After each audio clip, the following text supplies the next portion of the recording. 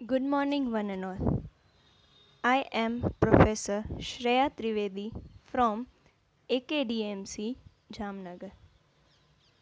નમસ્કાર, હું છું પ્રોફેસર શ્રેયા ત્રિવેદી એકેડીએમસી કોલેજમાંથી. આપણે આ lecture foundation course in English એટલે કે કમ્પલસરી ઇંગ્લિશનું આ લેક્ચર કન્ટિન્યુ કરીએ છીએ, જે આપણે લાસ્ટ લેક્ચરમાં અધૂરું મૂક્યું હતું. આ લેક્ચર કમ્પલસરી ઇંગ્લિશ જેને જેને રાખ્યું છે એ લોકો માટે છે, અને એ પણ સેમ 1 એટલે કે એફવાય સેમ 1 જેને કમ્પલસરી ઇંગ્લિશ રાખેલું છે એ લોકો માટેનું આ લેક્ચર છે. હવે ગયા લેક્ચરમાં આપણે પહેલાં તો સિલેબસ જોયું હતું કે ઇમેજીસ છે, હેન્ડબુક ઓફ સ્ટોરીઝ બુકનું નામ છે, એમાં સ્ટોરીઝ 1 to 5 આવેલું છે, જે 40 માર્કનું પૂછાશે. અને ગ્રામર ટોપિકમાં 3 છે, જેમાં એક છે પાર્ટ્સ ઓફ સ્પીચ, પછી છે ટેન્સીસ અને word formation. Each carries 10 marks. બરાબર, દરેક ટોપિક 10-10 માર્કનું છે, એટલે ટોટલ 30 માર્કનું ગ્રામર તમારે પૂછાવામાં આવશે. આપણે ચાલુ પાર્ટ્સ ઓફ સ્પીચથી કર્યું હતું. બરાબર, કે દરેક સેન્ટેન્સમાં જે વર્ડ હોય છે એનું પોતાનું અલગ કાર્ય હોય છે. એ કાર્યના આધારે જે વર્ડ્સ છે એ ડિવાઈડ થયેલા છે કાઇન્ડ્સ ઓર ક્લાસીસમાં. Okay, according to the work the words do in a sentence, they are divided into kinds or classes. These kinds or classes are called parts of speech. આ જ કાર્યો ના or we can say kinds or classes, આને જ આપણે parts of speech તરીકે ઓળખીએ છીએ. બરાબર, 8 પાર્ટ્સ ઓફ સ્પીચ આપણે જોયું હતું.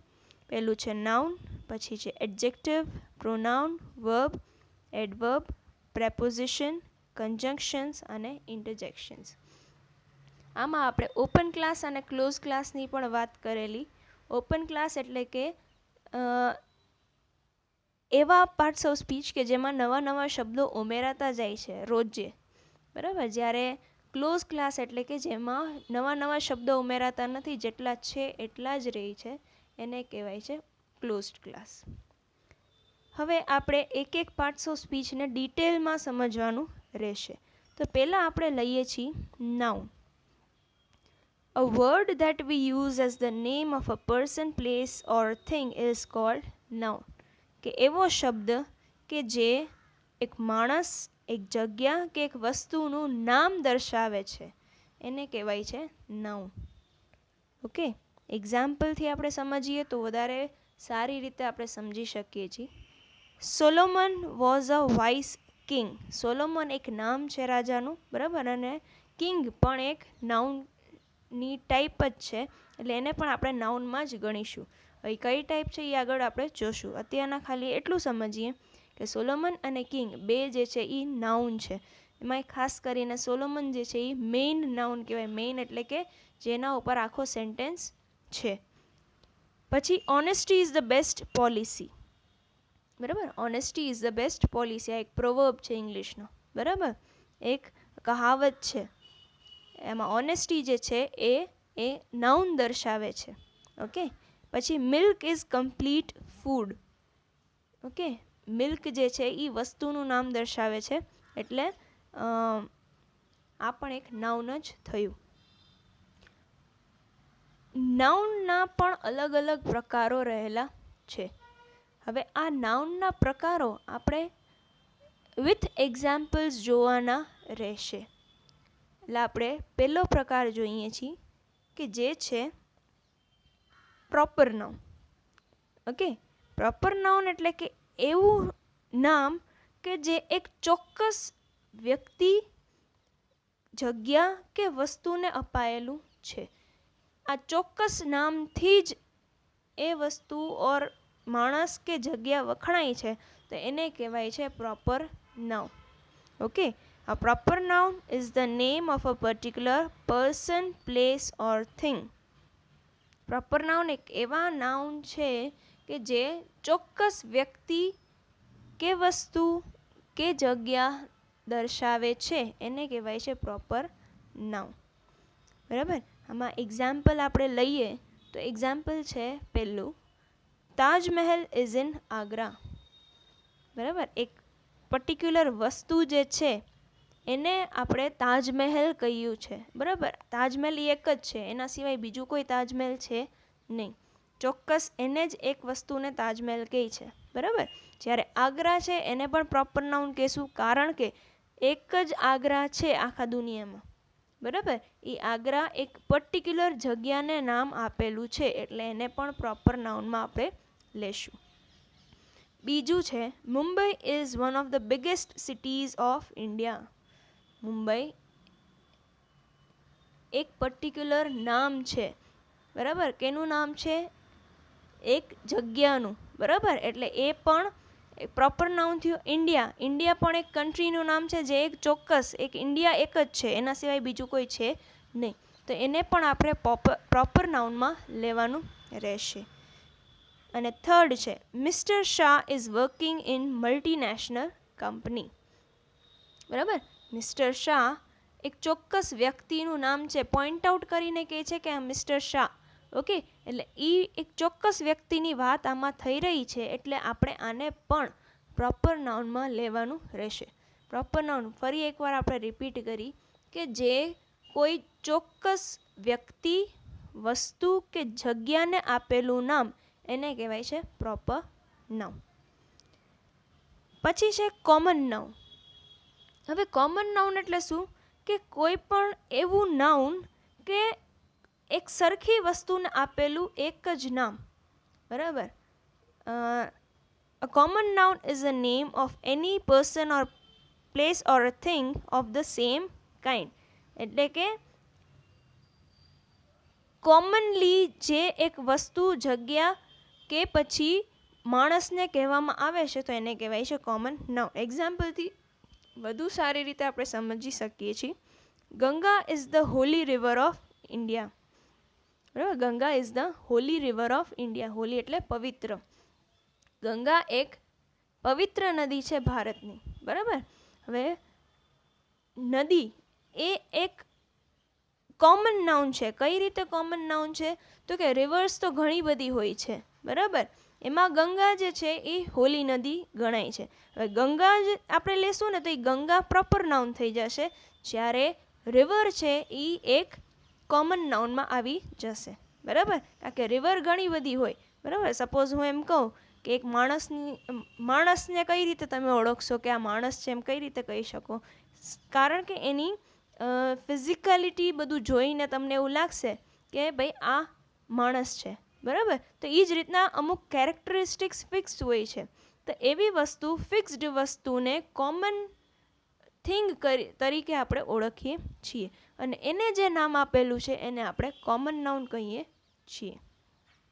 ઓકે. એટલે રિવરની જે કેરેક્ટરિસ્ટિક્સ છે એ આમાં આવી ગઈ એટલે રિવર જે છે એ કોમન નાઉન થયું. બરાબર. Book is on the table. બરાબર. બુક છે એ કોમન નાઉન છે, ટેબલ પણ એક કોમન નાઉન છે કે કોમનલી વપરાતો શબ્દ છે. બરાબર. કે બુક છે એ ટેબલ ઉપર પડેલી છે એટલે આ એક કોમન નાઉન થયું. પછી fan is on the ceiling. Fan is on the ceiling. હવે આ ફેન છે ને આ કોમન નાઉનમાં આવે છે. બરાબર. ફેન એટલે આમ તો બે ટાઈપના થાય. ફેન એટલે પંખોય થાય અને ચાહકોય થાય. બરાબર. તો એ બે વસ્તુ જે છે એ કોમન નાઉનમાં આવે છે. ક્લિયર? ત્રીજી છે કલેક્ટિવ નાઉન. કે કોઈ પણ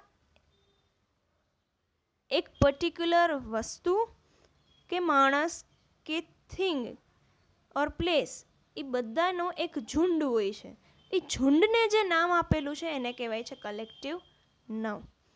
A collective noun is the name of a group of persons, places or things considered as a whole. કોઈ પણ વ્યક્તિ, વસ્તુ કે જગ્યા જેને આપણે એક હોલ તરીકે એટલે કે WHOLE નહીં WHOLE એટલે કે એક પૂરું આપણે કહી શકીએ એને તરીકે આપણે લઈએ છીએ તો એને કહેવાય છે કલેક્ટિવ નાઉન. એક્ઝામ્પલ આપણે જોઈએ, discipline committee is formed in our school. Discipline committee, હવે કમિટી છે ને એ આમ તો માણસો જ હોય છે એમાં, બરાબર ને? તો એ કમિટી જે શબ્દ છે એને કહેવાય છે કલેક્ટિવ નાઉન, બરાબર. We respect the rules of our government. Government જે છે એને પણ નાઉન ઓર કલેક્ટિવ નાઉન તરીકે આપણે ઓળખીએ છીએ. કઈ રીતે? તો કે ગવર્મેન્ટ જે છે એ એક હોલ તરીકે આમાં યુઝ થયેલો છે, બરાબર. The decision of jury is authentic. Jury એટલે જજ, ઓકે. તો જજનું જે કે ડિસિઝન છે એ ઓથેન્ટિક એટલે એકદમ પરફેક્ટ છે. આ જ્યુરીને પણ આપણે કોમન નાઉન કલેક્ટિવ નાઉન તરીકે આપણે લઈએ છીએ. પછી છે મટીરિયલ નાઉન. હવે મટીરિયલ નાઉન એટલે શું? કે કોઈ પણ ધાતુ કે પદાર્થ ને જેને આપણે થિંગ્સ ગણીએ છીએ એને જે નામ આપેલું છે એને આપણે મટીરિયલ નાઉન કહીએ છીએ.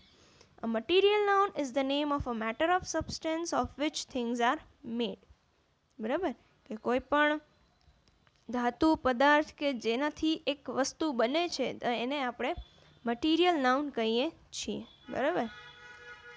The price of petrol is rising day by day. કે પેટ્રોલના ભાવ દિવસે ને દિવસે વધતા જાય છે. તો આ પેટ્રોલ જે છે એ મટીરિયલ નાઉન છે, બરાબર, એક પ્રવાહીનું નામ છે.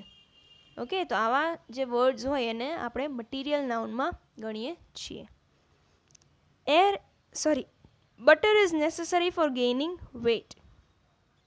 Butter is necessary for gaining weight. Butter જે છે એ વજન વધારવા ઉપયોગી છે. તો આ બટર જે છે એ પણ એક મટીરિયલ નાઉન છે. Air is everywhere. હવા ચારેકોર છે, બરાબર, એટલે એર જે છે એ પણ એક મટીરિયલ નાઉન થયું. અને લાસ્ટ છે abstract noun. An abstract noun is the name of a quality, state or action. એટલે કે કોઈ પણ આપણે ઇમોશન્સને પોર્ટ્રે કરેલું હોય, બરાબર, તો એને કહેવાય છે એબ્સ્ટ્રેક્ટ નાઉન. કે જેને આપણે જોઈ શકીએ નહીં પણ મહેસૂસ કરી શકીએ એવી વસ્તુના નામ એને કહેવાય છે abstract nouns. Example, laughter is the best medicine. બરાબર, આ તો તમે સાંભળ્યું જ હશે, laughter is the best medicine. તો એમાં લાફ્ટર જે છે એ એબ્સ્ટ્રેક્ટ નાઉન છે. લાફ્ટર છે એ વસ્તુ આપણે ફીલ જ કરી શકીએ, આપણે એને જોઈ ના શકીએ. આપણે એમ ના કહી શકીએ કે આ લાફ્ટર છે, ઓકે, બટ એ વસ્તુને આપણે ફીલ કરીએ છીએ એટલે આને એબ્સ્ટ્રેક્ટ નાઉન. આપણે એમ કહીએ ને એબ્સ્ટ્રેક્ટ ક્વોલિટી છે આમાં. એબ્સ્ટ્રેક્ટ ક્વોલિટી એટલે શું? કે જેને ખાલી ફીલ કરી શકીએ, જેને આપણે જોઈ શકીએ કે ટચ કરી શકીએ નહીં, okay. Second, beauty is truth.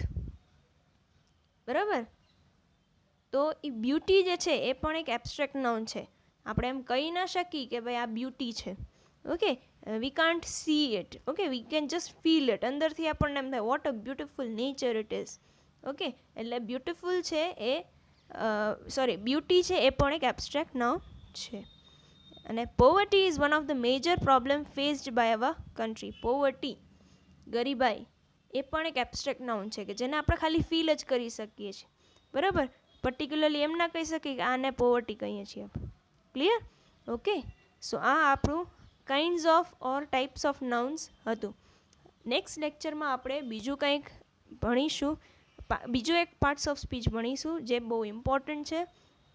ત્યાં સુધી તમે બધું રિપીટ કરો અને આઈ હોપ તમને થોડું ઘણું સમજાણું. Please revise what all things we have done and don't forget to comment your name and roll number in your comment section. તમારું નામ અને રોલ નંબર જો આપેલા હોય તો ડાયરેક્ટલી આમાં કમેન્ટમાં લખી આપો જેથી કરીને અમને ઇન્ટરનલ્સમાં સહેલાઈ પડે. Okay, thank you and be safe.